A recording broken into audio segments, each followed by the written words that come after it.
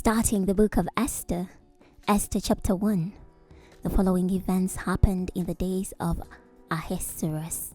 I'm referring to that Ahasuerus who used to rule over 127 provinces extending all the way from India to Ethiopia.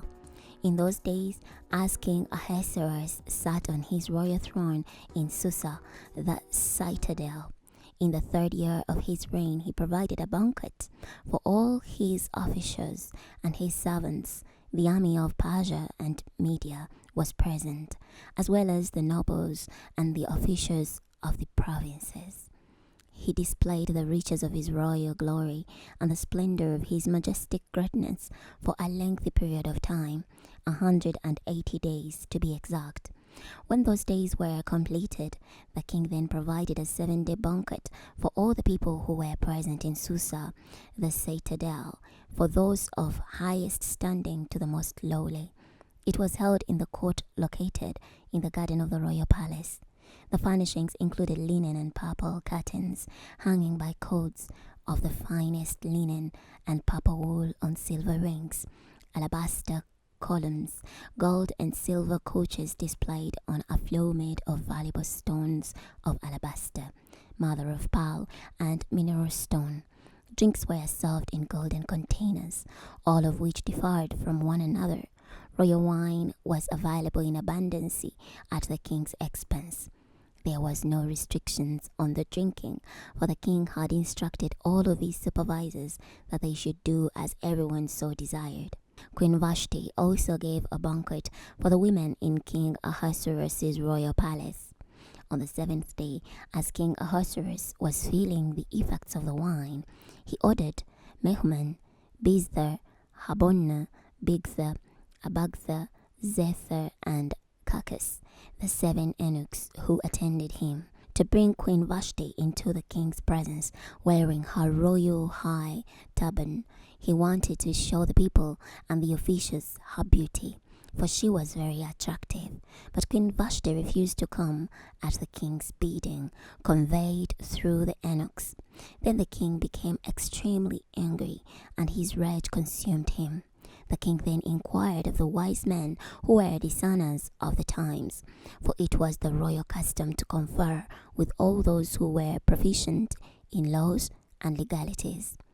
Those who were closest to him were Kashina, Shetha, Admatha, Tashish, Merez, Masina, and Memkan. These men were the 7 officials of Persia and Media who saw the king on a regular basis and had the most prominent offices in the kingdom. The king asked, by law, what should be done to Queen Vashti in light of the fact that she has not obeyed the instructions of King Ahasuerus conveyed through the eunuchs? Memucan then replied to the king and the officials, the wrong of Queen Vashti is not against the king alone, but against all the officials and all the people who are throughout all the provinces of King Ahasuerus. For the matter concerning the queen will spread to all the women, leading them to treat their husbands with contempt, saying, when King Ahasuerus gave orders to bring Queen Vashti into his presence, she would not come. And this very day the noble ladies of Persia and Media who have heard the matter concerning the queen will respond in the same way to all the royal officials, and there will be more than enough contempt and anger. If the king is so inclined, let a royal edict go forth from him, and let it be written in the laws of Persia and Media that cannot be repealed, that Vashti may not come into the presence of King Ahasuerus, and let the king convey her royalty to another who is more deserving than she. And let the king's decision, which he will enact, be disseminated throughout all his kingdom, vast though it is. Then all the women will give honor to their husbands, from the most prominent to the lowly. The matter seemed appropriate to the king and the officials, so the king acted on the advice of Memucan. He sent letters throughout all the royal provinces, to each province according to its own script, and to each people according to its own language, that every man should be ruling his family, and should be speaking the language of his own people. Chapter 2. When these things had been accomplished, and the rage of King Ahasuerus had diminished, he remembered Vashti, and what she had done, and what had been decided against her. The king's servants who attended him said, "Let a search be conducted in the king's behalf for attractive young women, and let the king appoint officers throughout all the province of his kingdom to gather all the attractive young women to Susa, the citadel, to the harem under the authority of Haggai, the king's eunuch, who oversees the women, and let him provide whatever cosmetics they desire. Let the young woman whom the king finds most attractive become queen in place of Vashti." This seemed like a good idea to the king, so he acted accordingly. Now there happened to be a Jewish man in Susa, the citadel, whose name was Mordecai. He was the son of Jair, the son of Shimei, the son of Kish, a Benjaminite, who had been taken into exile from Jerusalem with the captives who had been carried into exile with Jeconiah, king of Judah, whom Nebuchadnezzar, king of Babylon, had taken into exile. Now he was acting as the guardian of Hadassah, that is Esther, the daughter of his uncle, for neither her father nor her mother was alive. This young woman was very attractive and had a beautiful figure. When her father and mother died, Mordecai had raised her as if she were his own daughter.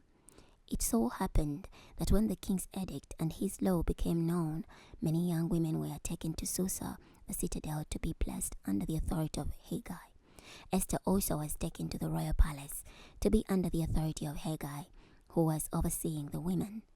This young woman pleased him, and she found favor with him. He quickly provided her with her cosmetics and her rations.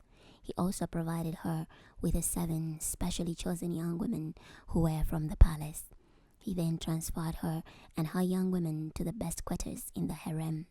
Now Esther had not disclosed her people or her lineage, for Mordecai had instructed her not to do so. And day after day, Mordecai used to walk back and forth in front of the court of the harem in order to learn how Esther was doing and what might happen to her. At the end of the 12 months that were required for the women, when the turn of each young woman arrived to go to King Ahasuerus, for in this way they had to fulfill their time of cosmetic treatment, 6 months with oil of myrrh and 6 months with perfume and various ointments used by women. The women would go to the king in the following way. Whatever she asked for would be provided for her to take with her from the harem to the royal palace. In the evening she went, and in the morning she returned to a separate part of the harem, to the authority of Shashgaz, the king's eunuch, who was overseeing the concubines. She would not go back to the king unless the king was pleased with her and she was requested by name. When it became the turn of Esther, daughter of Abihail, the uncle of Mordecai, who had raised her as if she were his own daughter, to go to the king, she did not request anything except that Haggai, the king's eunuch, who was overseer of the women, had recommended. Yet Esther met with the approval of all who saw her. Then Esther was taken to King Ahasuerus at his royal residence in the 10th month, that is, the month of Tebeth, in the 7th year of his reign. And the king loved Esther more than all the other women, and she met with his loving approval more than all the other young women. So he placed the royal high turban on her head and appointed her queen in place of Vashti. Then the king prepared a large banquet for all his officials and his servants. It was actually Esther's banquet. He also set aside a holiday for the provinces, and he provided for offerings at the king's expense. Now when the young women were being gathered again, Mordecai was sitting in the king's gate. Esther was still not divulging her lineage or her people. Just as Mordecai had instructed her, Esther continued to do whatever Mordecai said, just as she had done when she was raising her. In those days, while Mordecai was sitting at the king's gate, Bigthan and Teresh, 2 of the king's eunuchs who protected the entrance, became angry and plotted to assassinate King Ahasuerus. When Mordecai learned of the conspiracy, he informed Queen Esther, and Esther told the king in Mordecai's behalf. The king then had the matter investigated, and finding it to be so, had the 2 conspirators hanged on a gallows. It was then recorded in the daily chronicles in the king's presence. We're stopping here today. Next time we're going to be starting from Esther chapter 3. I'll see you then.